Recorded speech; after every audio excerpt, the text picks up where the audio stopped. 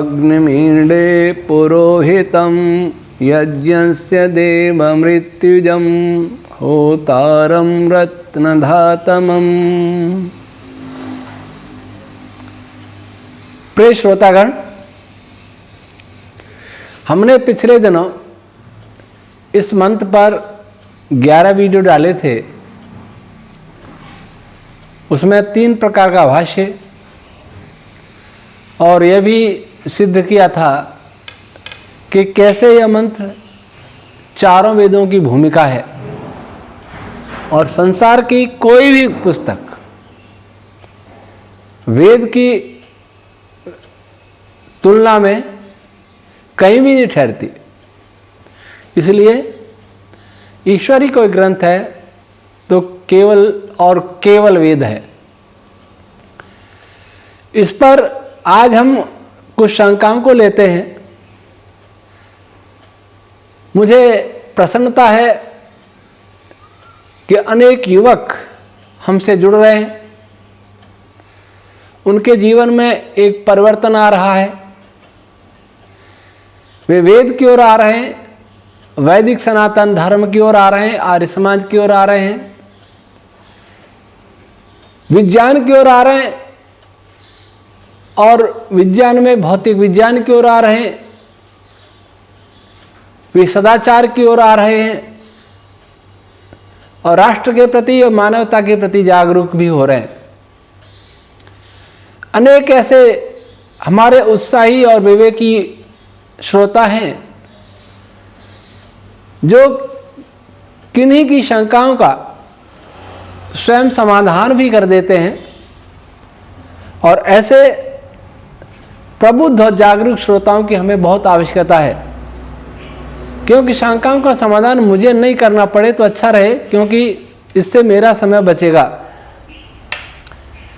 इसमें काफ़ी लोग काम कर रहे हैं, फिर भी कुछ शंकाओं को मैं लेता हूं।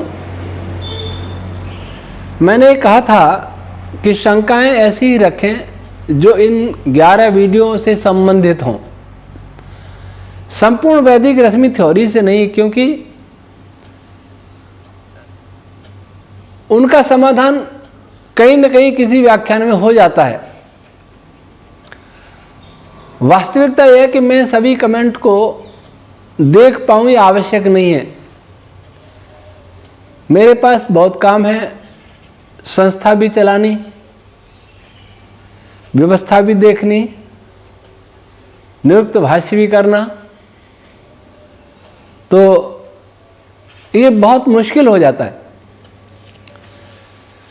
कोई बात नहीं। इन्फ्रारेड एजुकेशन कैंपस, इन्होंने पूछा है, आचार्य जी कौन सी रश्मियां एक दूसरे को आकर्षित करती हैं, कौन सी रश्मियां एक दूसरे को प्रतिकर्षित करती हैं, ये बताइए। और ये रश्मियां अभी पृथ्वी में किसी किसी पदार्थ में कितनी कितनी मात्रा में होंगी, इस पर प्रकाश डालिएगा।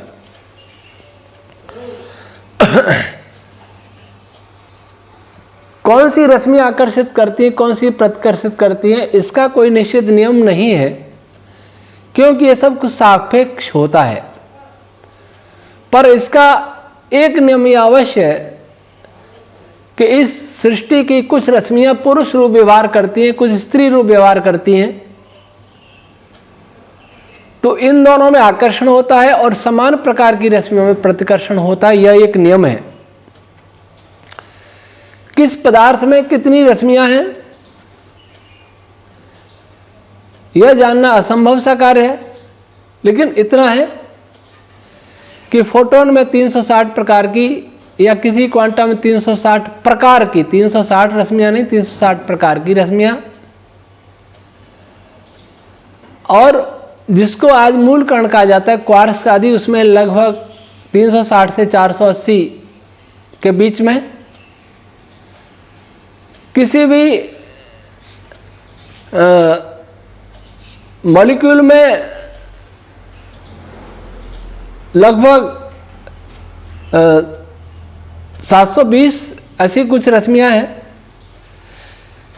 ये एक सामान्य मात्रा है, इनसे आगे पीछे हो सकती हैं, इतने प्रकार की।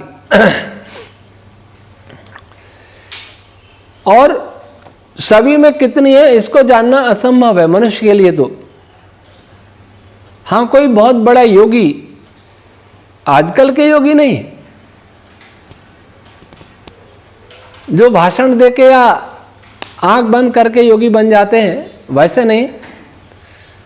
जो ऋषि स्तर के हों वो जान सकते हैं पदार्थ विशेष के बारे में। दूसरा प्रश्न, रेशनल इंडिक, मनुष्य धरती से निकलने के बाद कितना समय बाद वेद विद्या आई? मनुष्य, जैसा कि बताया था कि मनुष्य युवावस्था में इस भूमि से निकला, उस समय उसका ज्ञान का स्तर बहुत ऊंचा था, बिना वेद के ज्ञान के भी, क्योंकि पहली पीढ़ी में वही मनुष्य उत्पन्न होते हैं जो मुक्ति से आते हैं, ऐसा अनुमान है। इसलिए उनका ज्ञान और चरित्र का स्तर बहुत उच्च था या उच्च होता है हर सृष्टि में। और उस पहली पीढ़ी में ही अग्नि, वायु, आदित्य और अंगिरा, ये चारों ऋषि भी थे। उनका सर्वोच्च था, उन्होंने रश्मियों को पहली पीढ़ी में ग्रहण किया। वेद का संपूर्ण ज्ञान उस पहली पीढ़ी के लिए नहीं था, बल्कि संपूर्ण सृष्टि में आने वाले आगामी पीढ़ियों के लिए था, सबके लिए था। वेद का ज्ञान सनातन है और सदैव प्रासंगिक है, सनातन सार्वभौमिक है। वो उसी समय आया जब पीढ़ी उत्पन्न हुई। एक लिख रहे योग दर्शन समझाइए, ये मंत्र का विषय नहीं था। ओम शांत यादव, भगवान मनु कब धरती पर आए? क्या वे पहली पीढ़ी में धरती पर आए या कई पीढ़ियों के बाद धरती पर आए? जिनको स्वयंभू मनु कहा जाता है, सबसे पहले वो स्वयंभू अर्थात ब्रह्मा जी के पुत्र थे। स्वयंभू कहते हैं जो अपने आप अर्थात भूमि से पैदा हुआ। अमैथुनी सृष्टि के महर्षि दयानंद जी ने उनको भगवान मनु का पौत्र कहा, भगवान मनु को ब्रह्मा जी का पौत्र कहा है। एल.एस. ठाकुर वैदिक मंत्रों से संध्या उपासना करते हैं, उनका वैज्ञानिक महत्व क्या होता है? यह भी इस मंत्र का विषय नहीं है। इसके लिए कई युवक मेरे से आग्रह कर चुके हैं, मुझे समय नहीं मिलता। कभी देखेंगे तो हर मंत्र के वैज्ञानिक भाष्य करेंगे। मां सर वाली पुस्तक देना। एक एन के मीणा, इन्होंने लिखा है कि आप ये गलत बोल गए कि सायण आचार्य और सातवलेकर जी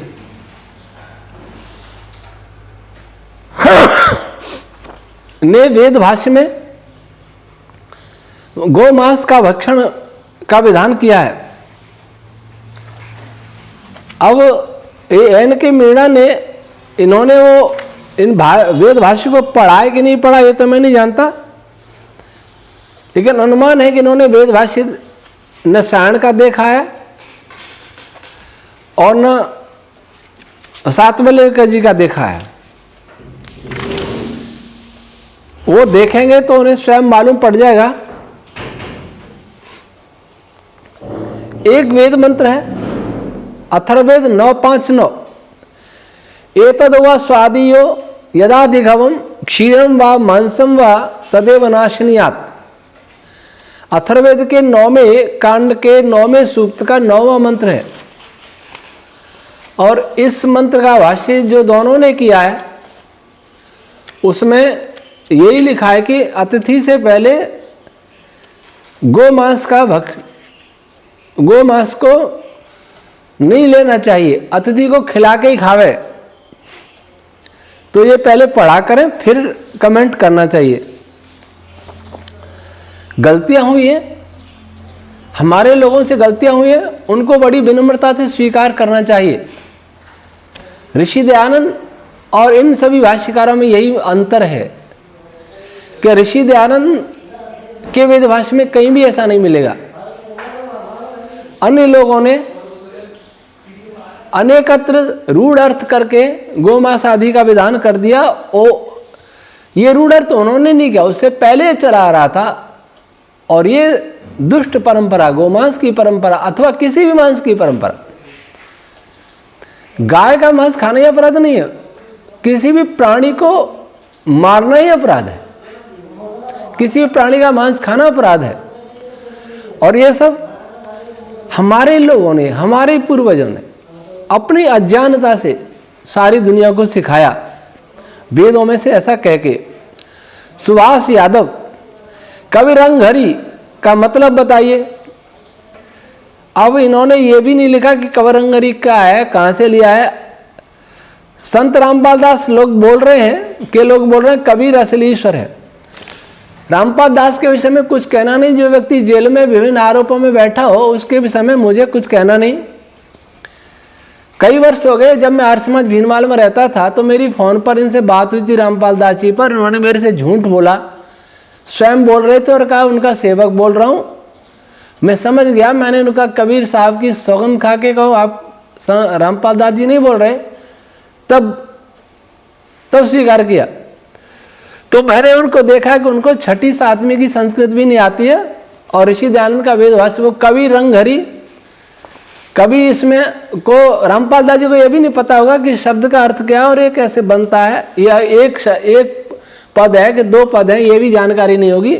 इसलिए इस विषय में उनकी बातों का उत्तर देना मेरे लिए बिल्कुल अनावश्यक है। किशोर पटारी, किसी भी मंत्र, पटारी है पतारी है क्या है, किसी भी मंत्र को देख के उसका ऋषि और देवता क्या है कैसे पता लगता है। वेद संहिताओं में सर्वत्र ऋषि और देवता का नाम अंकित होता है और ये होता चला आया है, वो देख के पता लगा सकते हैं। और मंत्र को देख के देवता का अनुमान तो होता है लेकिन ऋषि का अनुमान नहीं हो सकता। जो देवता होता है वो उसका प्रतिपाद्य विषय होता है और वो प्रायः वेद में आता है, मंत्र में होता है, विद्यमान होता है वो पद, कहीं कहीं नहीं भी होता। तो फिर हमें अपनी ऊहा से विचारना पड़ता है। उसके पहले भी प्रकरण आया हुआ हो सकता है, कई तरीके हैं। Kingdom, my question is why God made humans, why is the reason human creation. मैं ह्यूमन क्रिएशन की बात नहीं कर रहा, मैं प्राणी मात्र की क्रिएशन की बात करूं तो ईश्वर का अपना कोई प्रयोजन नहीं है। मान लीजिए ईश्वर सृष्टि नहीं बता, मैं पहले ये पूछूं, सत्यार्थ प्रकाश में ऋषि दयानंद के सामने भी ये प्रश्न आया है कि ईश्वर ने दुनिया क्यों बनाई, नहीं बनाता तो ठीक रहता। तो ईश्वर ने कहा कि आंख क्यों देखती है। मैं किसी पूछूं आंख क्यों देखती है तो आप क्या कहेंगे, देखना आंख का स्वभाव है तो देखेगी, सुनना कान का स्वभाव है सुनेगा। अगर कान का आंख का मन से संबंध है और मन का आत्मा से है तो अवश्य देखेंगे। ये प्रश्न नहीं उठता कि क्यों देख रही है आंख, मन कहीं दूसरी जगह तो आंख भी नहीं देख पाएगी। मन पढ़ने में लगा है तो कोई व्यक्ति हमारे पास से आ गया तो भी पता नहीं लगेगा, देख नहीं पाएंगे, उसकी पदों की चाप नहीं सुन पाएंगे, आवाज नहीं सुन पाएंगे। लेकिन मन के साथ उसका जुड़ाव है तो आंख अवश्य देखेगी, कान अवश्य सुनेगा, चमड़ी अवश्य छुएगी। तो परमात्मा का स्वभाव है सृष्टि बनाना, जीवों की भलाई करना। अगर कोई की सृष्टि नहीं बनाता तो जीव तो मुक्त थे, उसे मुक्ति नहीं कहते, उसे अज्ञान की अवस्था कहते हैं। इसलिए जीवों के भोग और मोक्ष दोनों के लिए सृष्टि बनाई। जीव शरीर धारण करके संसार का भोग करें और भोग करते हुए शरीर के द्वारा साधना करके मोक्ष को प्राप्त करें। अर्चना केसरवाणी वेद ईश्वरी जाने, यदि इस ज्ञान को मानव को सरल सहज ढंग से दिया जाए तो फायदा है, अन्यथा मानव समाज गुमराह होकर विनाश ही करेगा। मंदिरों में नित्य सुबह शाम संध्या के मंत्रों के पढ़ने की परंपरा, बाकी समय वेद उपनिषद का ज्ञान, धर्म रक्षा हेतु शास्त्र ज्ञान देने की परंपरा यथा शुरू करवाइए। ये सब मेरे हाथ में नहीं है, हम लोग प्रयास कर रहे हैं और उस प्रयास से लाभ भी हो रहा है। लोग नास्तिक से आस्तिक बन रहे हैं। धर्मदेव आर्य पुनर्जन्म पर कुछ बताएं, कर्मों का फल मिलता है या नहीं। ये भी यहां विषय नहीं है, पर इतना अवश्य है, जो भी वैज्ञानिक बुद्धि वाले हैं और कारण और कार्य के नियम को जानते हैं कि कारण कार्य का नियम अटल है, जड़ संसार में भी और चेतन संसार में भी। जड़ संसार में कारण कार्य के नियम फिजिक्स के लोग मानते हैं और चेतन संसार में यही नियम कर्म फल सिद्धांत के रूप में हमें दिखाई देता है, अवश्य मिलता है। द्वैत एस्ट्रो गुरु, वेदों में विज्ञान होता तो चांद पर मनुष्य को जाने के लिए इतने साल क्यों बीत गए। अभी तक तो सारे ब्रह्मांड के यहां ग्रहों पर मनुष्य ने पहुंच जाना था। इसको कहते हैं अनावश्यक अपने ही पूर्वजों की आलोचना करना। जो मेरे पूर्वज हैं वो आपके भी हैं, आपके हैं वो मेरे भी हैं। और कुछ लोग अपने ही पूर्वजों को मूर्ख मानने में अपनी बुद्धिमानी अनुभव करते हैं, अपने ही पूर्वजों को पिछड़ा मानने में अपनी प्रगतिशीलता अनुभव करते हैं। ये कैसे जान लिया कि चांद पर पहले कोई नहीं जाता था, इतिहास सुरक्षित नहीं रहा तो क्या हुआ। एंटी ग्रेविटी पुस्तक अमेरिका के एक साइंटिस्ट की है, मैं उसका नाम भूल रहा हूं, हमारे पास है। हम भारतीय लोग अपने पूर्वजों को गालियां देते रहेंगे और उस अमेरिका के वैज्ञानिक ने उस पुस्तक में पूरा खुलासा किया कि भारत में किस प्रकार की विमान विद्या थी, कहां कहां किस प्रकार से लोग जाया करते थे, कैसे कैसे विमान थे। पर आप लोग ये दुनिया को ढोल बजा के बताते रहिए कि हमारे पूर्वज मूर्ख थे, क्योंकि आपने पढ़ाई यही है कि हम मूर्खों और बंदरों की संतान है। तो जो जाति अपने को बंदरों की संतान मानती है वो अपने पूर्वजों को बुद्धिमान कैसे मान लेगी।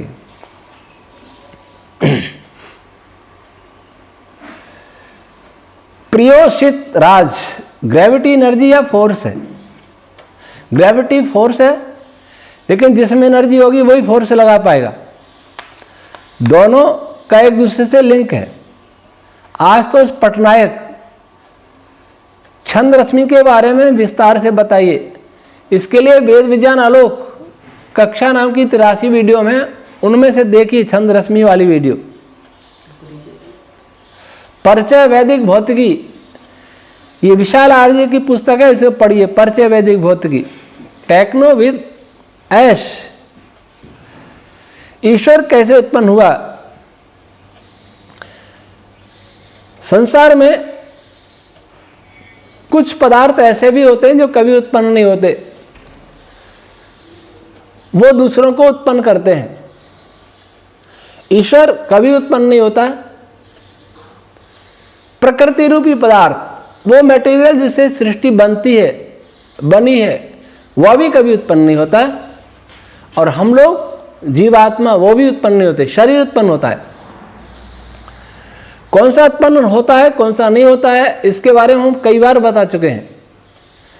जो पदार्थ किन्हीं भी अवयवों के संयोग से न बना हो वह अनादि हो सकता है, इटर्नल होता है।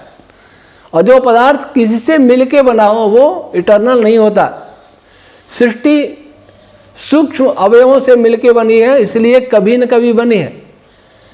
न ईश्वर सूक्ष्म अवयवों से मिलके बना है, न मूल पदार्थ सूक्ष्म अवयवों के संयुक्त रूप है, और न जीवात्मा। इसलिए ईश्वर उत्पन्न नहीं होता। Blessing of nature. ब्रह्मांड, इसका अंत क्या होगा क्या ईश्वर पुनः ब्रह्मांड आदि की रचना करते हैं? हाँ,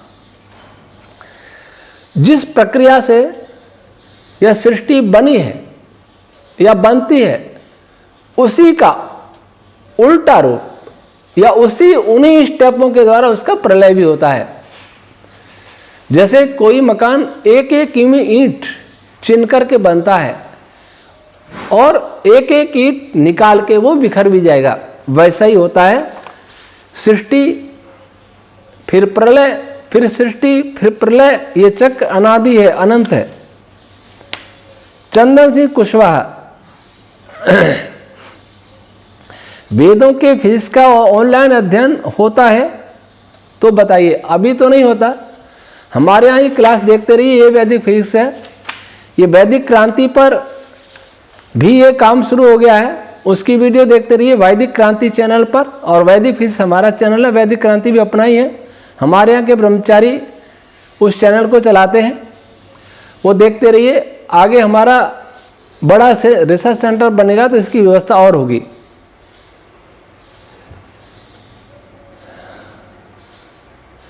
cricket only, light particle nature होता है या wave? Gravitation force free gravitation force क्या लिखा है, कहा है अगर काइनेटिक एनर्जी से आता है तो एनर्जी अर्थ के घूमने से आती है। अर्थ कैसे घूमती है? Light particle nature wave nature दोनों के रूप में होता है। जब यह गमन करता है, चल रहा होता है स्पेस में, तो फैला हुआ चलता है वेव रूप में। और जैसे ही किसी से संयुक्त होता है, किसी इलेक्ट्रॉन पर गिरता है, तो वो सारा पदार्थ इकट्ठा होकर के पार्टिकल रूप में बदल जाता है और उसके अंदर प्रवेश हो जाता है, फिर उसमें मिल जाता है। जब निकलता है तो पार्टिकल जैसा ही बन के निकलता है और फिर स्पेस में आते ही बिखर करके एक वेव रूप धारण कर लेता है। कोई भी पार्टिकल हो या ग्रह, उपग्रह या तारे हों, वे सभी घूमते हैं और उसके घूमने के पीछे अनेक प्रकार की वैदिक रश्मियों की भूमिका होती है, मूल भूमिका। उसके विषय में हमारे वेद विज्ञान आलोक में ही पता लगेगा। बहुत सारी रश्मियां इसके लिए। आकाश आर्य, मैं रोज टीवी पर देखता हूं, सब इतिहास की बात करते हैं, लेकिन कोई भी आर्य समाज के किसी व्यक्ति की कोई बात नहीं होती, जबकि आर्य समाज में बहुत से क्रांतिकारी हुए। ये बहुत दुर्भाग्य की बात है कि हमारे देश की सत्ता ऐसे लोगों के हाथ में चली गई जो शरीर से ही भारतीय थे और वही शिक्षा पद्धति आ गई। और दुर्भाग्य से आज भी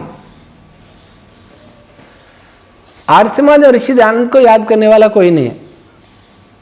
जो अपने को राष्ट्रवादी कहते हैं, उन्हें भी पता नहीं है राष्ट्रवाद की यथार्थ परिभाषा। वे भी यह जानने का प्रयास नहीं करते कि राष्ट्र बनाया किसने, राष्ट्र स्वतंत्र किसने कराया। ये दुर्भाग्य है और ये आर्य समाज की ही कमजोरी है। वो भी ऋषि दयानंद के आदर्शों पर कहाँ चल पाए। वे खुद नहीं चलेंगे तो उनको सम्मान भी कौन देगा।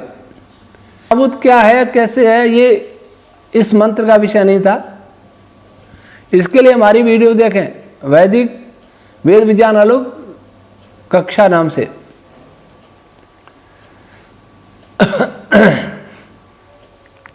आइंस्टीन कहते हैं अगर कोई व्यक्ति स्पेस में लाइट की स्पीड से 1 वर्ष समय बिताने पर पृथ्वी पर 20 वर्ष बीत गए होंगे। क्या ऐसा संभव है? इस ब्रह्मांड में असंख्य सौरमंडल हैं, तो क्या इस सौरमंडल के अलावा किसी दूसरे सौरमंडल में मानव सभ्यता हो सकती है?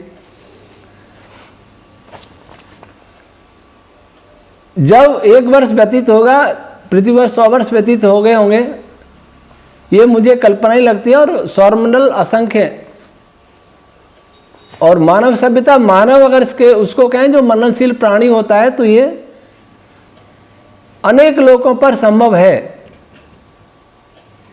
Sudhir Sinha, minimum quantity of electricity present in an electron is charge, but how it is created is not known to physics. Electron में भी मिनिमम क्वांटिटी नहीं है, इलेक्ट्रॉन से भी कम मात्रा में चार्ज होता है क्वार्क में, इलेक्ट्रॉन का 1/3, किसी क्वार्क में 2/3, इसलिए मिनिमम क्वांटिटी नहीं है। हाँ, फिजिक्स में इसको कोई नहीं जानता, लेकिन वैदिक फिजिक्स में इसका पूरा खुलासा है कि चार्ज होता क्या है और कैसे उत्पन्न होता है। भरत कुमार सेन, रश्मियों के अलग अलग टेम्परेचर होते हैं क्या? उनकी स्पीड, वेलोसिटी, एक्सेलरेशन आदि की गणना कर पाएंगे? उनकी लेंथ कितना होता है? सृष्टि के बारे में कुछ क्वांटिटिव है, इसलिए गणित व्यवहार होते हैं उनका गणना करने के लिए, उसके बिना आप गहराइयों कैसे समझाओगे? टेम्परेचर क्या होता है पहले तो ये समझना होगा। टेम्परेचर होता क्या है? किन्हीं पदार्थों की हलचल, वही टेम्परेचर है, ऊष्मा का रूप है, और हलचल करने वाली रश्मियां ही होती हैं, और रश्मियां जहां हैं वहां टेम्परेचर भी होगा, भले ही हम उसे नाप नहीं सके, वो 0 डिग्री केल्विन नहीं होगा, उससे बहुत नीचे, इससे भी नीचे होगा। रही बात गणित की, तो अगर भरत कुमार सेन गणित जानते हैं तो हमारी पुस्तक पढ़ें और गणित का उस पर अप्लाई करके देखें, खोज करें, गणित को विकसित करें। एक व्यक्ति सब काम नहीं कर सकता। जो गणित वाले हैं, अगर अच्छे गणितज्ञ हैं तो हमारे साथ आए। अभी तो स्ट्रिंग थ्योरी है, जो स्ट्रिंग थ्योरी का गणित है वही कैसा होता है वही देख के पढ़ लीजिए। हमारा विषय स्ट्रिंग से भी आगे का है, उसके लिए गणित अभी तक कोई नहीं जान सकता। अगर कोई गणित का अच्छा है गणितज्ञ तो इस पर काम करे, स्वागत है। केवल सलाह देने से काम नहीं चलेगा, कुछ करने से काम चलेगा। क्लासिकल लीजेंड्स, रश्मियों की बहुलता या निम्नता अलग अलग पदार्थों में कैसे होती है? बहुलता या न्यूनता पदार्थों में कैसे होती है? प्रयोजन के अनुसार होती है। अगर मैं पूछूं कि गेहूं में, चावल में, जौ में, सब में कार्बोहाइड्रेट की मात्रा अलग क्यों होती है, कैसे होती है, तो इसका कोई उत्तर नहीं होता है। इनकी रचना करने वाला का विशेष प्रयोजन होता है, इसलिए होती है। तो सारी रचना ईश्वर ने प्रयोजन के अनुसार की है, और वही उसी के सानिध्य में ये सारा काम हो रहा है ओम रश्मियों के द्वारा। तो उसी विज्ञान पूर्वक ही, जिसमें बहुलता की जरूरत होती है बहुलता होती है, निम्न और न्यूनता की जरूरत है न्यूनता होती है। इसको व्याख्यात नहीं किया जा सकता। ओवरराइड जैमर, इस पे रिसर्च कर लिया क्या? रुपए खर्च होगा, कोई अनुमान है?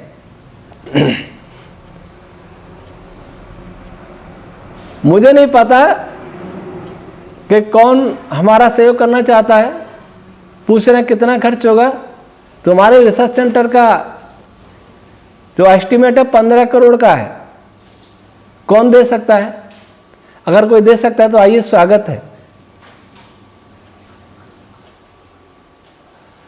ये बहुत सारे प्रश्न मेरे विषय से संबंधित नहीं है। डायनासोर वास्तव में होते कि नहीं? वेदों में डायनासोर का जिक्र नहीं मिलता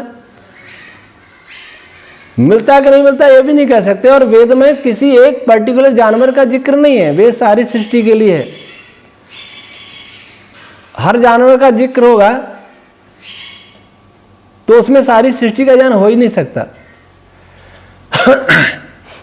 और ये ऐसे लिख रहे हैं जैसे इन्होंने सारे वेद पढ़ लिए। डायनासोर अंग्रेजी का शब्द है। वेद में कितने जानवरों का जिक्र है ये सारे पढ़ के मैंने भी नहीं देखे।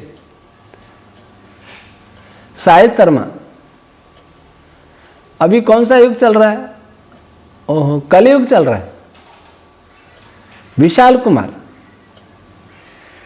क्या जो ईश्वर मनस्तत्व के अलावा भी प्रकृति के हर एक पदार्थ का अपना भी एक मनस्तत्व होता है, चाहे वस्तु सजीव हो या निर्जीव? मनस्तत्व सब में होता है। हमारे शरीर में जो अंतःकरण के रूप में, अंतःकरण के एक भाग के रूप में मनस्तत्व होता है, वह सत्वगुण प्रधान होता है, और वह जो मनस्तत्व इस सृष्टि के निर्माण में काम आता है वह तमोगुण प्रधान होता है। लेकिन मनस्तत्व होता सब जगह है, जहां भी सृष्टि है सृष्टि के बाहर भी मनस्तत्व होता है। Sagar, Bhushal, why did Ishwar created the universe, ये मैंने बता दिया। इफ वी आर फ्री और मुक्त, हम मुक्त नहीं थे। मुक्त का हम ऐसे थे कि एक पागल व्यक्ति जिस प्रकार से कहीं भी पड़ा रहता है वो मुक्ति होता है, उसको किसी की चिंता नहीं होती, लेकिन वो सुखी नहीं है, उसको सुखी नहीं कहा जा सकता, वो ज्ञानी नहीं है। मुक्ति अवस्था उसको कहते हैं जो ज्ञान की अवस्था है और किसी कर्म फल के बंधन में नहीं है। इसलिए ईश्वर ने मनुष्य के लिए मुक्ति के लिए सृष्टि बनाई। रामदीन लाइफ टाइम कैसे सृष्टि रचना के प्रारंभ में पराओम रश्मि को सारी प्रकृति में एक साथ उत्पन्न करते हैं, या फिर जितने, हाँ जितनी सृष्टि है उससे परे भी जहां भी प्रकृति है वहां पराओम रश्मि तो हो सकती है। जितनी सृष्टि है उसके अंदर ही पराओम नहीं है, उसके बाहर भी है, यह मुख्य कहना है। लेकिन पश्चंती रश्मियां वही हैं जहां मन है। रजत, चानी, शब्द आकाश का गुण है, आप कहते हैं शब्द पदार्थ है। वैशेषिक दर्शन पढ़ के देखें, क्रिया, गुण और द्रव्य तीनों को ही पदार्थ कहा जाता है। और हम जहां शब्द को पदार्थ कहते हैं, असल में वो हलचल करता हुआ मनस्तत्व होता है, वही रश्मि होती है। और उसका शब्द गुण है। मनस्तत्व स्वयं, आकाश स्वयं रश्मियों से बना है, वैदिक रश्मियों से। तो शब्द का एक तो जैसे प्रकाश है, प्रकाश अग्नि का गुण है, ऊष्मा अग्नि का गुण है, तो अग्नि एक पदार्थ है। वैसे ही शब्द गुण है उन तरंगों का जो स्पेस में वाइब्रेट हो रही हैं, यह गुण है उन तरंगों का जो मनस्तत्व में है, यह गुण है उन तरंगों का जो प्रकृति में है।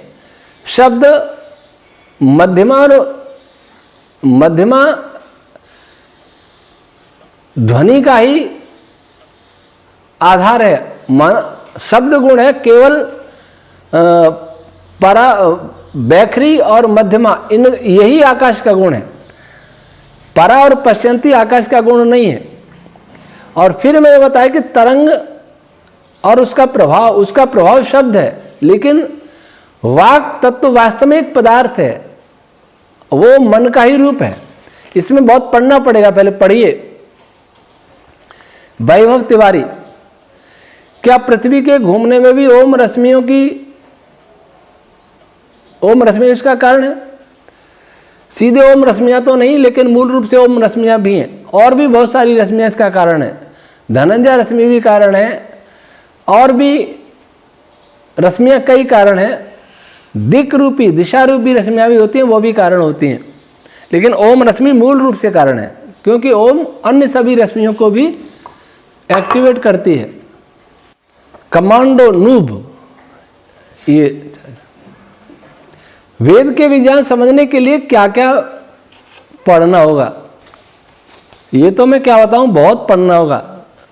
लेकिन अगर सीधे ही पढ़ना चाहें तो परिचय वैदिक भौतिकी पुस्तक पढ़ें, और उसके पढ़ने के बाद अगर और ज़्यादा जिज्ञासा है तो हमारी क्लास देखें, वैदिक क्रांति चैनल देखें, वैदिक फिजिक्स चैनल देखें, और ज़्यादा पढ़ना हो तो वेद विज्ञान आलोक पढ़ें।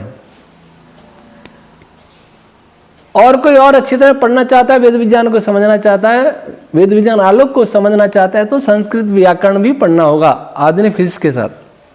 नीरज भाटिया, मनस्तत्व तो प्रकृति से बनता है, पर आत्मा जो कि हम हैं वो चेतन है, उसके बारे में बताइए कि वो क्या है, किस तत्व से बनी है, वो अनादि है, हमेशा, वो मैंने बता दिया, आत्मा अनादि है। सुनीलार, नासा द्वारा सूर्य की आवाज़ सुनी गई जो लगभग ओम की ध्वनि जैसी है। क्या प्रकाश की भी ध्वनि होती है? हर पदार्थ में प्रकाश स्वयं ध्वनि तरंगों का ही कंडेंस रूप है, लेकिन बैखरी का नहीं। पश्यंती परा सभी दुनिया वैदिक छंद रश्मियों का कंडेंस रूप है। प्रकाश भी, प्रकाश प्रकाश के कण, क्वांटा। निखिल तिवारी, ऋग्वेद में हिस्ट्री भी है क्या? आई हैड हर्ड अबाउट ये 10 राग, कौन सा युद्ध के बारे। वेदों में कोई भी मानव इतिहास नहीं है। वेदों में जो शब्द ऐसे आते हैं, कहीं परीक्षित आ गया, कहीं दशरथ आ गया, कहीं और कोई अर्जुन आ गया, कहीं कृष्ण आ गया, इसका अर्थ ये नहीं कि ये इतिहास हो गया। वेद में से शब्दों को देख करके लोगों ने नाम अपने रखे, क्योंकि भाषा भी वेद से ही सीखी, ज्ञान भी वेद से सीखा। इसलिए वेदों से हमारे पूर्वजों ने नाम ग्रहण किए। इसका अर्थ यह हुआ कि वो वेद में हमारे पूर्वजों का इतिहास है। तो वेद में किसी भी मानव का इतिहास नहीं, किसी देश का नाम भी नहीं है, किसी नदी का नाम नहीं है, किसी पहाड़ का नाम नहीं है, बल्कि इनके नाम हमने वेदों से लिए। वैदिक वैज्ञानिक जी ये लिखते हैं, अक्षय रघुवंशी, वैदिक, इनका प्रश्न व्यंग्यात्मक है। वैदिक वैज्ञानिक जी, क्या न्यूटन से पहले किसी ने लॉ ऑफ मोशन दिए? वैशेषिक दर्शन पढ़ लो, और वेद में भी है, पहले पढ़ा करिए और फिर कमेंट करना चाहिए। लेकिन इनका दोष भी नहीं है, क्योंकि इनकी शिक्षा में ऐसा ही पढ़ाया जाता है। कहीं भी महर्षि कणाद का नाम नहीं है। वैशेषिक दर्शन के रचयिता महर्षि कणाद का कई नाम नहीं है, उसमें पढ़ लीजिए। इन्होंने विस्तार दिया है न्यूटन ने, लेकिन आज भी वैदिक साइंस इतना विस्तृत है फिजिक्स के क्षेत्र में, उतना ये नहीं है थ्योरी के मामले में। ओम शांति यादव, जब वेद में केवल 20,379 मंत्र हैं, तब वेदों में अनंत ज्ञान कैसे है? एक मंत्र में कितना ज्ञान है मेरे 11 वीडियो से मालूम हो सकता है। ऐसे 20,379 मंत्रों का इस प्रकार से व्याख्यान होगा तो उस ज्ञान को क्या कहोगे? और मैंने जो कर दिया वो पूरा हो गया, ऐसा नहीं है। अभी तो इसकी और व्याख्या की जा सकती है, तब उसे क्या कहोगे? दूसरी बात, अनंतावय वेदा, जो ये मैं उत्तर दे कई बार इसको बोल चुका हूं। ये देवराजेंद्र ने कहा था महर्षि भरद्वाज से, अनंतावय वेदा। उसका अर्थ होता है कि वेद की रश्मियां ब्रह्मांड में अनंत हैं। गायत्री मंत्र एक है, उसके अनेक अर्थ हो जाएंगे। कुछ लोग ये चाह रहे हैं कि गायत्री मंत्र पर भी मैं ऐसे व्याख्यान करूं। कभी देखेंगे, समय मिलेगा तो। समय मिलता नहीं है, कभी देखेंगे निकाल के। गायत्री मंत्र एक है, लेकिन उसके अर्थ अनेक हैं। लेकिन गायत्री मंत्र सृष्टि में अनंत है। वेदों में तो गायत्री मंत्र 4 बार आया है, शायद 4 बार ही है, लेकिन सृष्टि में 4 बार से ज्यादा बार है। सृष्टि में वो अनंत बार वाइब्रेट होता है, इसलिए का अनंतावय वेदा। रस्सी से किसी पत्थर पर निशान बनते, रस्सी एक है लेकिन कई बार उसकी आवृत्ति हुई खींचने की तो निशान बन गए। तो आवृत्तियां उसकी अनंत हो गई। अनंत नहीं कहेंगे, असंख्य हो गई। वैसे ही वेद की रश्मियां ब्रह्मांड में अनंत हैं। रामदीन लाइफ टाइम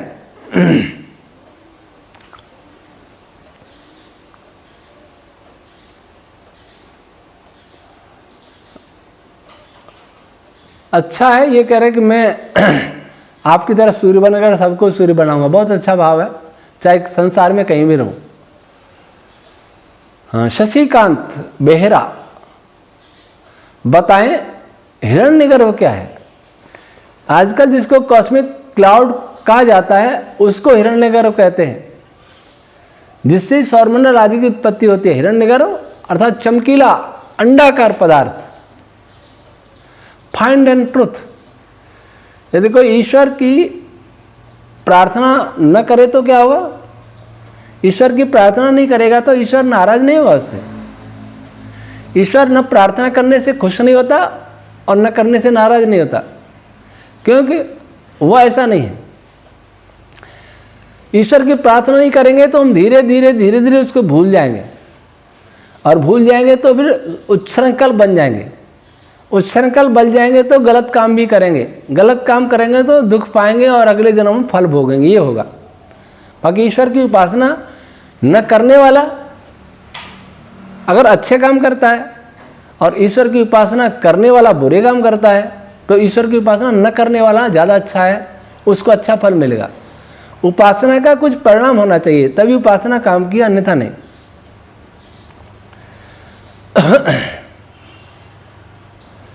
सनातन धर्म, हमें किस प्रकाशन का वेद अध्ययन करना चाहिए, किस लेखक का वेद भाष्य पढ़ना चाहिए, ये मेरे सामने भी बहुत बड़ी चुनौती है।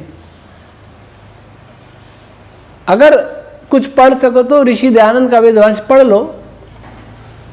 दूसरे भाष्यों में कई जगह भ्रम है, अच्छाइयाँ कुछ मिलेंगी, बुराइयाँ आने को मिलेंगी, इसलिए मैं विवश हूँ। अवसर मिला तो मैं स्वयं करने का प्रयास करूँगा।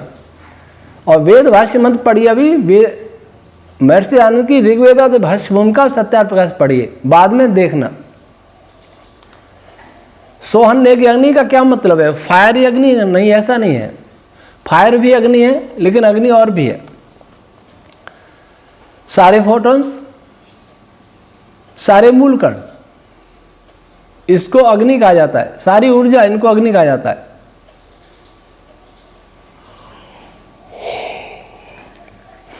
हेमंत कादियान वैश्विक दर्शन के बारे में बताएं, ये यहां अभी विषय नहीं।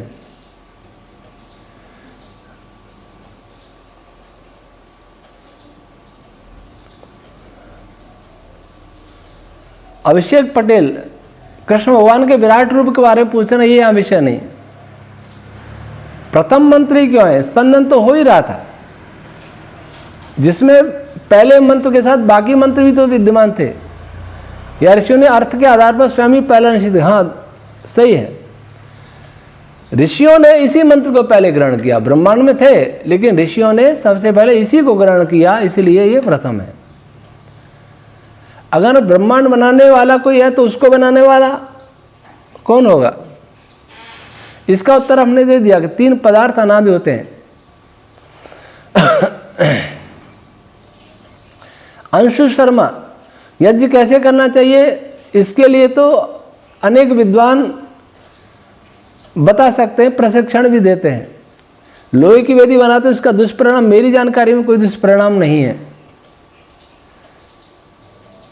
ज्ञान की दुनिया, अथर्ववेद के, ऋग्वेद के, यजुर्वेद के कुछ मंत्र दिया है, और इसमें मैं इसे देख नहीं पाया। इसमें लिखा है कि इसका गलत प्रचार हो रहा है, दलितों को स्त्री के प्रति वेद की घृणा बता रहे हैं। इसका सही भाष्य तो अभी करने का समय नहीं है, पर यह बता दूं कि वेद मानव मात्र के लिए है। जो कहते हैं, जो किसी के प्रति भी घृणा पैदा करते हैं, वे वेद नहीं समझते हैं। महिलाओं की पूजा इस देश में होती है। किसी भी देश में किसी महिला के नाम के आगे देवी नहीं लगता, ये भारत में लगता है, हिंदुओं में लगता है देवी, प्रायः देवी लगता है। कौन ऐसा हमें पाठ पढ़ाता है स्त्री के अधिकार का? वो अपनी सभ्यता को देखे पहले। वो तो नारी में आत्मा ही नहीं मानते थे, वोट के अधिकार भी नहीं थे उनको। हमारे यहाँ तो महारानी महाराजा के साथ बैठा करती थी सिंहासन के पास में, उनका भी सिंहासन होता था। युद्ध में साथ में जाया करती थी, साथ में पढ़ा रिसर्च किया करती थी। तो ऐसे उपदेश कहाँ से आ गए? दलित, वेद में कोई दलित शब्द है ही नहीं, शूद्र श्रमिकों कहा गया है। अश्रमिक हो चाहे पूंजीपति हो, विद्वान हो या राजा हो, वेद में सबको समान अधिकार है। अगर कोई श्रमिक इतना बुद्धिमान है वो वेद पढ़ सकता है तो अवश्य पढ़ना चाहिए। स्वयं वेद कहता है यथेमा वाचम कल्याणी मावदानी जनेभ्य। इस मंत्र में शूद्र अति शूद्र अर्थात श्रमिक और उससे भी पिछड़ा सबके लिए वेद का उपदेश करो। तो दूसरा कौन होता है? जब वेद कह रहा है कि सबको पढ़ना चाहिए तो दूसरा कहने का अधिकारी कौन है कि किसको पढ़ना चाहिए किसको नहीं पढ़ना चाहिए?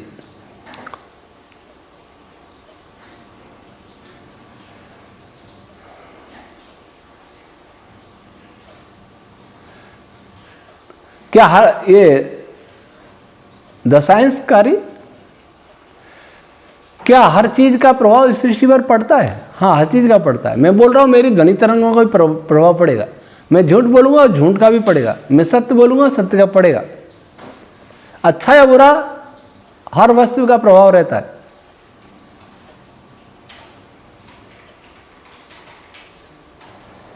अग्निवायु आदि तंगरा किसी मनवंतर में नहीं बल्कि सृष्टि के आदमी होते हैं। देवव्रत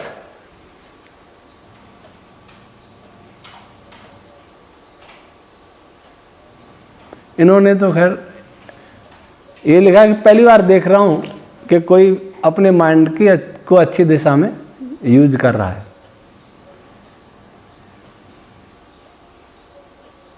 सुदर्शन चक्र के बारे में पूछ रहे हैं, मैं नहीं जानता, ये मेरा विषय नहीं। शक्तिमान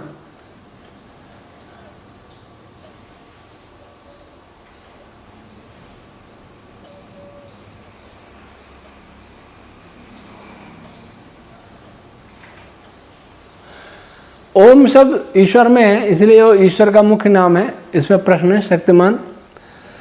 तो शब्द तो ईश्वर में कैसे? क्या शब्द और ध्वनि अलग है? ईश्वर सब जगह है। ओम रश्मि ईश्वर के द्वारा कंट्रोल होती है इसलिए इसे ईश्वर में कहा। उसी का सीधे जुड़ाव ईश्वर से है इसलिए ईश्वर का मुख्य नाम भी ओम है। कुणाल ध्यान, आपने इतने बड़े बड़े भाष्य किए लेकिन आपको समाधि क्यों नहीं लगी? अगर किसी को लग गई समाधि तो मुझे बताइए, मैं भी कुछ जानना चाहूंगा। मैंने तो कहा कि मुझे समाधि नहीं लगी, जो वास्तव सत्य थी स्वीकार किया। हाँ, समाधि लगती तो और अच्छा भाष्य करता, इतना निश्चित है।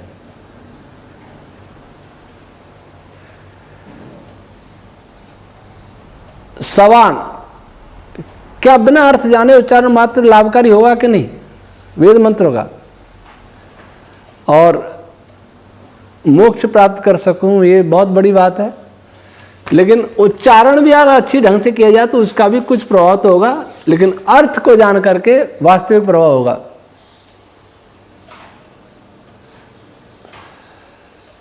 ये कोई प्रश्न है। सोनू सोलंकी, मानव सीधा आदमी की तरह अवतरित हुआ है अथवा धीरे धीरे विकास का अर्थ यह है कि सबसे पहले दूसरे जीव आए, अंत में मानव आया, यही विकास है। लेकिन यह विकास नहीं है कि अमीबा से धीरे धीरे या बंदर से मनुष्य पैदा हो गया, यह विकास नहीं है। क्या वेद अंतरिक्ष में यात्रा करने वाला कोई विमान बना सकता है? वेद कैसे बनाएगा? लेकिन वेद में ऐसे विमान बनाने के लिए प्रेरित किया गया मनुष्य को। और पहले वैदिक टेक्नोलॉजी थी तो नाना लोकों में भ्रमण किया ही करते थे। महादेव जी हैं, नारद जी हैं, ये नाना लोकों में भ्रमण किया करते थे। ये किसी विमान के द्वारा नहीं, योग के द्वारा ही भ्रमण किया करते थे।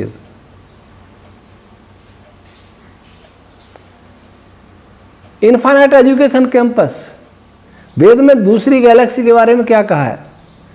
वेद में अनेकों तारामंडलों के विषय में है कि अनेकों अनंत असंख्य सूर्य हैं, ऐसा कहा गया है। 118 एलिमेंट, इसके विषय में जानकारी नहीं, पर यह वास्तव में एलिमेंट नहीं है। वहां 5 तत्वों की बात की गई है, 720 प्रकार के तत्वों की भी बात की गई है। हेमंत कादियान, ये वैशेषिक दर्शन के बारे में पहला सूत्र में, अब ये यहां विषय नहीं है।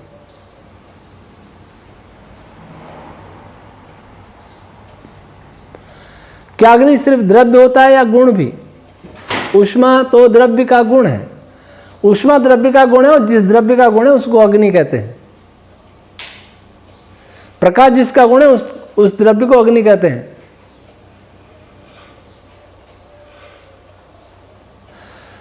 अंकित चौधरी, मंत्रों में रथ का उदाहरण दिया गया है। सृष्टि के प्रारंभ में तो रथ नहीं थे, प्रारंभ में रथ नहीं थे, लेकिन रथों को बनाने का विज्ञान तो वेद में दिया गया है। जब ही तो रथ बनाना सीखा, विमान बनाना सीखा। और रथ सृष्टि में वज्रश्मियों को रथ कहते हैं। रथ नाम वज्रश्मियों का था, लेकिन वेद में विमान बनाने का जिक्र है। मनुष्य ने जब विमान बनाया उसका नाम भी रथ रखा, क्योंकि वज्रश्मियां तेजी से चलती हैं। वैसे रथ भी तेजी से चलता है, विमान तेजी से चलता है, इसलिए उसका नाम उन्होंने रथ रखा। नाम वेद से आया है। वेद से पहले कुछ नहीं था। वेद में पढ़कर ये सब कुछ बनाया गया। मनीष चौहान, कृपया ये बताएं वेदों में कैसे कैसे समझे, उनमें घुमा घुमा कर बताया गया, सब मुश्किल हो रहा है। असल में वेद भाष्य सब ऐसे हैं कि वो स्पष्ट नहीं है, संक्षेप में है, और ऋषि दयानंद के भाष्य भी बहुत संक्षेप में है, तो मुश्किल तो होगा, लेकिन इतना सरल भी नहीं वेद के कोई भी समझ लेगा। उसके लिए बहुत तैयारी करनी पड़ती है, बहुत पढ़ना पड़ेगा। अंतरिक्ष मिश्रा, आज सृष्टि में 4 ऋषियों ने वेद मंत्रों को ग्रहण किया, उनके बाद यह परंपरा समाप्त होगी। सिर्फ थोड़े बहुत ऋषियों ने किया, ऐसा अपने व्याख्यान में कहा। प्रश्न मेरा है कि भगवान श्री राम, भगवान श्री कृष्ण, देवर्षि नारद, महर्षि वेदव्यास, महर्षि सुखदेव, महर्षि परशुराम, महर्षि याज्ञवल्क्य जैसे योगी वैज्ञानिक यह जानने के बावजूद कि वेद मंत्र वाइब्रेशन और फ्रीक्वेंसी के रूप में हर जगह है और ध्वनि रूप में उन्हें ग्रहण किया जाता है, इसके बावजूद उनके मंत्रों को ग्रहण न करने का कारण क्या रहा होगा? पहली बात तो अग्निवायु आदि तंग्रा ने बहुत कुछ ग्रहण कर लिया, उसके बाद ग्रहण करने की आवश्यकता ही नहीं थी। गुरु शिष्य परंपरा चल पड़ी थी, और जिन जिन ऋषियों ने कहीं ग्रहण किया है उन्होंने ब्राह्मण ग्रंथों में, श्रोत सूत्रों में उन मंत्रों को दिया है। अब इन्होंने ग्रहण किया कि नहीं, क्योंकि वर्तमान में भगवान श्री राम का लिखा हुआ कोई ग्रंथ मिलता नहीं, श्री कृष्ण जी का लिखा हुआ ग्रंथ मिलता नहीं, शाम पंच का ये पंडित भगवत दत्त जी ने उद्धृत की है वो मिलती है, देवर्षि नारद का कोई ग्रंथ मिलता नहीं है। नारद संहिता नाम से है, उसमें क्या मैंने नहीं देखी। वेदव्यास जी, सुखदेव जी, महर्षि परशुराम जी, याज्ञवल्क्य ऋषि जी ने तो सत्तर ब्राह्मण लिखा था, उसमें भी कुछ ऐसे मंत्र हो सकते हैं, तो आवश्यक नहीं सभी ग्रहण करें। महर्षि परशुराम जी का भी कोई ग्रंथ मिलता नहीं, हो सकता कहीं हो, हमारी जानकारी में नहीं है। अगर वो सारे ग्रंथ मिल जाते तो उनमें भी ये बहुत सारी जानकारी मिल सकती थी। ऋषभराज, जब महर्षि पतंजलि ने योग दर्शन को वेद से सीखा, अलग किया, तो पहले अग्निवायु आदि समाधि अवस्था का कैसे पता चला? ऋषभराज भाई, ये नहीं है कि योग दर्शन से पहले कोई योगी नहीं था, योग नहीं जानता था।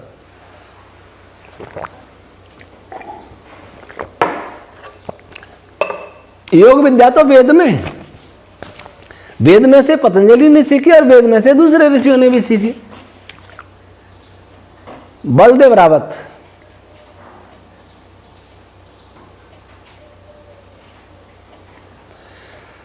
लिखते हैं कि जब ईश्वर की प्रार्थना आदि अच्छे कर्म करता हूं तो लोग कहते हैं सब पागलपन क्यों करते हो, हमें अपने मार्ग में बाधा बनकर खड़े हैं, दुर्व्यसनों को छोड़े। 1 वर्ष हो गया है, लेकिन अब धर्म पथ पर जब आगे बढ़ना चाहता हूं, ऐसी स्थिति में क्या करूं? आज समय ऐसा है कि जो अच्छे मार्ग पर चलेगा उसको पागल कहेंगे, क्योंकि पागल खाने में जो पागल लोग रहते हैं ना, वो अच्छे आदमी को पागल ही समझते हैं। एक कोई सेठ जी पागल खाने को देखने गए कि वहां कैसी व्यवस्था है, क्या है, तो कुछ पागल बैठे हुए थे, उन्होंने सेठ जी को देख के जोर जोर से शोर मचाने लगे, एक और पागल आ गया हमारे साथ। तो वैसी स्थिति संसार की है, उसकी परवाह नहीं करना, आगे बढ़ते रहिए। कभी समय आएगा कि जो पागल कहते हैं वो तुम्हारे पीछे आएंगे।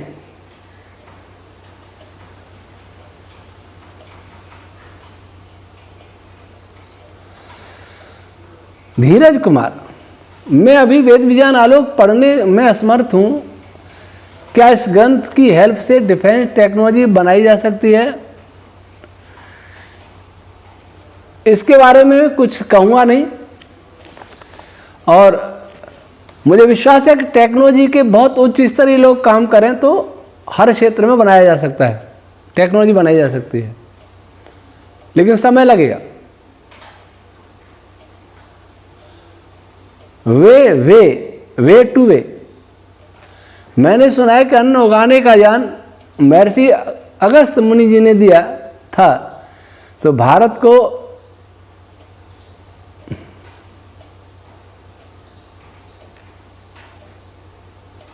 ये मेरा विषय नहीं है, वो भी अफगानिस्तान में दिया था। योगेश कुमार, सबसे पहले कौन सा वेद पढ़ा जाए? सबसे पहले वेद मत पढ़िए, ऋग्वेदादि भाष्यों का पढ़िए, सत्याप्रकाश पढ़िए, भूमिका भास्कर पढ़िए, उपनिषद आदि पढ़िए, बाद में धीरे धीरे हमारे परिचय वैदिक भौतिक पढ़िए, फिर वेद विज्ञान आलोक पढ़िए।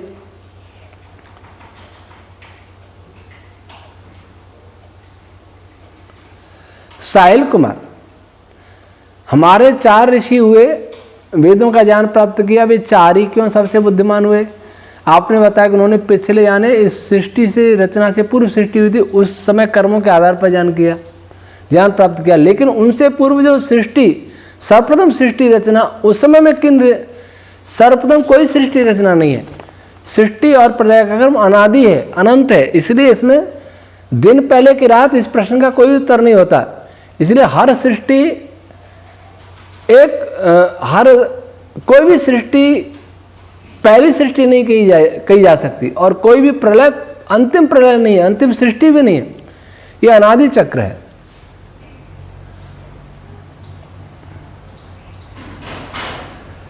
द रियल इंडिया, मनुष्य भूमि के गर्भ से निकला है, वेद से प्रमाण बताइए प्लीज।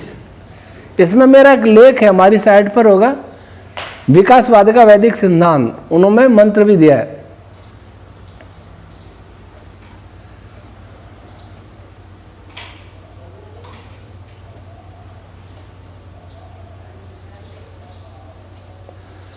नयन कुमार मिश्रा, जैसे आज हम किसी शरीर को मिट्टी में प्रविष्ट करें तो वो गलने लगती है, तो क्या उस समय इसके लिए उस विकासवाद का वैदिक सिद्धांत वो पढ़िए।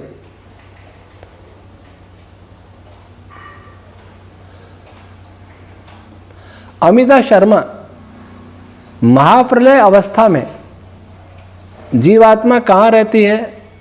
प्रकृति के अंदर या परमात्मा में? अगर प्रकृति में नहीं रहती तो काल उनके संपर्क में कैसे रहता है, जो कि प्रकृति से बना है?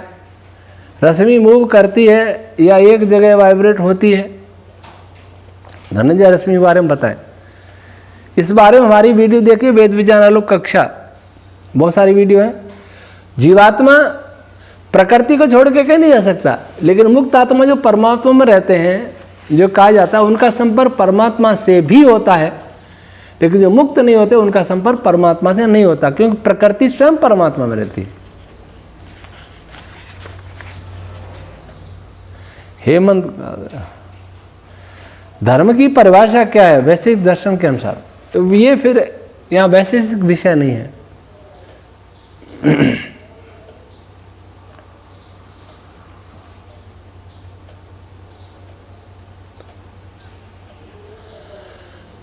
अर्जुन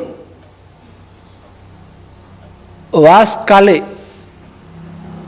मुस्लिम कुरान को मानते हैं, वेद को नहीं। हिंदू वेद को मानते हैं, कुरान को नहीं। ईसाई बाइबल को मानते हैं, वेद कुरान को नहीं। बताइए आचार्य जी, कौन सा ग्रंथ पर विश्वास करूं? मैं हिंदू, मुस्लिम, सिख, ईसाई, बौद्ध, जैन नहीं हूं। सबके ग्रंथ पढ़ लो, मैंने एक मंत्र का भाष्य किया है। कुरान की भी पहली आयत पढ़ लेना, बाइबल की भी पढ़ लेना, और किसी ग्रंथ की भी पढ़ लेना, फिर अपने आत्मा से विचारना, बुद्धि से विचारना कि कौन सा हो सकता है। कौन सा ग्रंथ सही है। मैं कहूँगा वेद सही है तो लोग कहेंगे अपने अपने ग्रंथ को तो सब सही बताते हैं, इसलिए सबको पढ़ के 2-2 लाइन पढ़ के पता लग जाएगा। ये तो मैंने एक मंत्र दिया है, सारे ग्रंथ पर भी मैं बता सकता था कि कुरान के अंदर क्या है, बाइबल के अंदर क्या है, वेद के अंदर क्या है, वो नहीं बताया, एक मंत्र से मालूम पड़ जाएगा। जब खिचड़ी बनाते हैं तो सारी खिचड़ी के सब चावलों को नहीं देखते, एक चावल देख लेते हैं पका कि नहीं पका, उससे मालूम पड़ जाएगा। तो एक मंत्र को देखिए, उनकी एक आयत को देखिए और अपना बुद्धि से विचार कीजिए।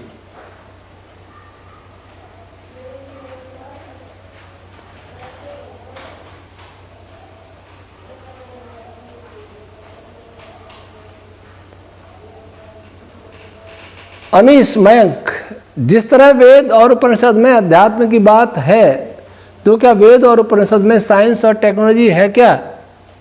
मैं साइंस की बात भी तो बताई, अध्यात्म बताई, साइंस की बताई, क्योंकि लोग कहते हैं कि मॉडर्न साइंस अभी बता रहा है तो हिंदू अपने ग्रंथ में, ये प्रश्न ठीक नहीं। मैंने इसको अपने वीडियो में बताया कि मैं जो बता रहा हूँ वो आज का साइंस नहीं जानता है, मैं आज के साइंस से बहुत आगे बता रहा हूँ, इसलिए हम उनकी नकल नहीं करते। अगर कोई ये कहता है कि वेद में वो बताते हैं जो हम साइंस वाले जानते हैं, तो ऐसा नहीं है, साइंस वाले नहीं जानते, वो हमने बताया है।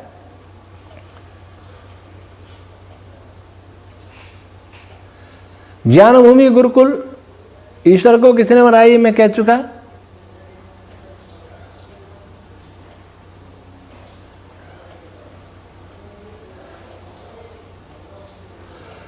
अनुराग कुमार, गुरुजी राम राम, कृपा करके बताइए ऋग्वेद बुक किस लेखक की लें? ऋषि दयानंद का भाष्य पढ़ के देखिए, पर अभी मत पढ़िए, पहले उनकी ऋग्वेदादि भाष्य भूमिका पढ़ो। कोई भी व्यक्ति लेखक नहीं, वेद का भाष्यकार है।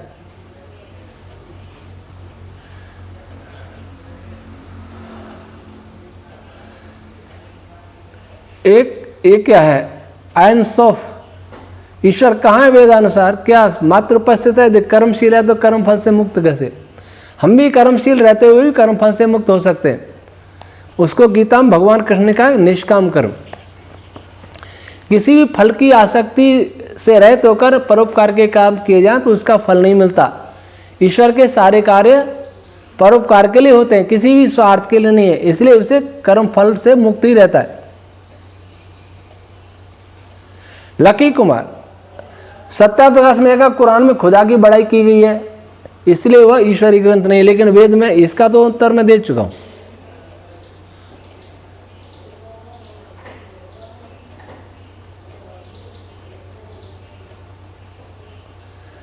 योगेंद्र ठाकुर, प्रश्न है कि इंसान सबसे बाद में पैदा हुआ तो उसने सृष्टि संबंध को कैसे गिना? उसने सृष्टि संबंध को उस दिन से गिना जिस दिन मनुष्य पैदा हुआ, उसको मानव सृष्टि संबंध उसी से गिना। लेकिन बनने में कितना समय लगता है ये मेरा विषय नहीं है, पर इसको योगियों ने जाना।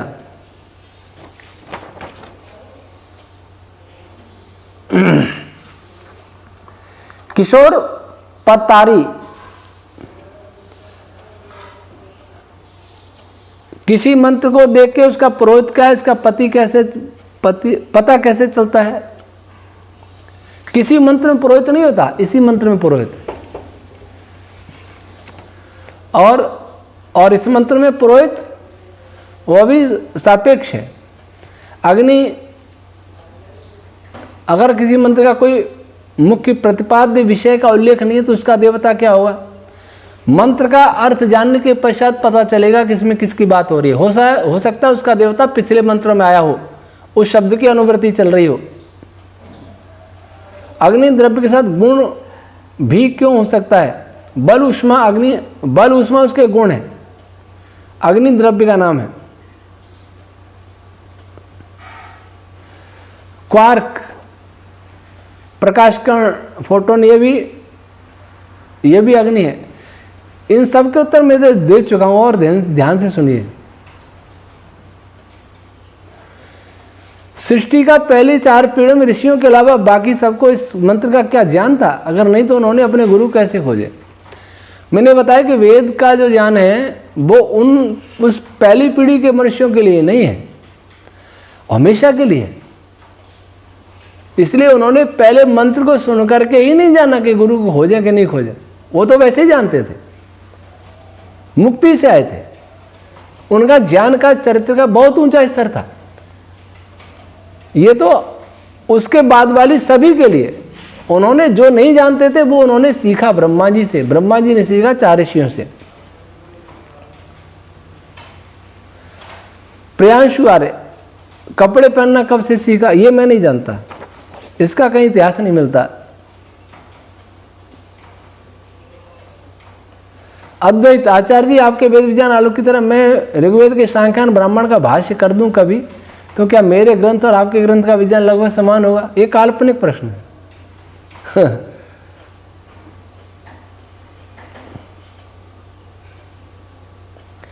ब्राह्मण ग्रंथों का कोई भाष्य कर लेगा तो वेदों का आध्यात्मिक अर्थ भी कर लेगा।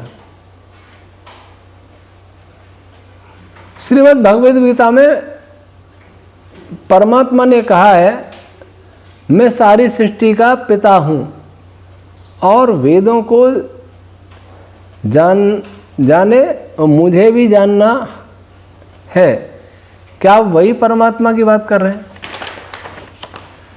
मैं श्री कृष्ण, भगवान श्री कृष्ण की बात नहीं कर रहा, उस परमात्मा की बात कर रहा हूं जिसने सृष्टि बनाई है।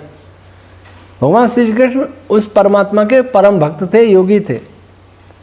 उनको सृष्टिकर्ता मत बनाओ। गीता में, गीता महाभारत का एक भाग है और महाभारत में भी बहुत सी मिलावट है, इसलिए गीता में भी बहुत सी चीज़ें मिलावट है। प्रमाण केवल वेद है। वैसे गीता अच्छा ग्रंथ है, लेकिन हर बात उसकी उतनी प्रामाणिक नहीं है जो वेद की है। श्री कृष्ण भगवान ने कहीं भी, या कोई भी महापुरुष नहीं कह सकता कि वो ईश्वर है। वो तो कहते ईश्वर है सर्वभूतानां हृदय से अर्जुन तिष्ठति। वो हृदय में बैठे थे तो उपदेश देने की जरूरत क्या थी? वो तो वैसे ही बता देते भीतर से ही। वो तो दुर्योधन के हृदय में भी बैठे थे, दुर्योधन की बुद्धि सुधार देते, पर नहीं हुआ, माना ही नहीं दुर्योधन। तो विचारक बनिए।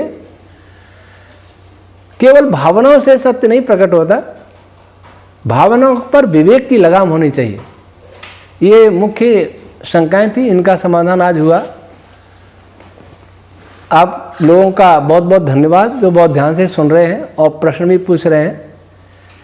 लेकिन जो प्रश्नों को उत्तर दे सकते हैं वे अवश्य दें, क्योंकि मुझे नहीं देने पड़े तो बहुत अच्छा रहेगा। ओम शम।